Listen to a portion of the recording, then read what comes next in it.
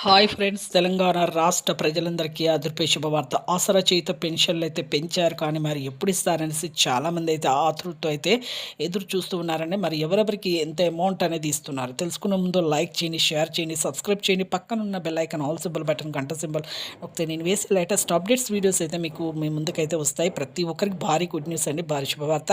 నా సబ్స్క్రైబర్స్ అందరికీ తెలిసిన వారి స్నేహితులందరూ కూడా తెలియజేయండి.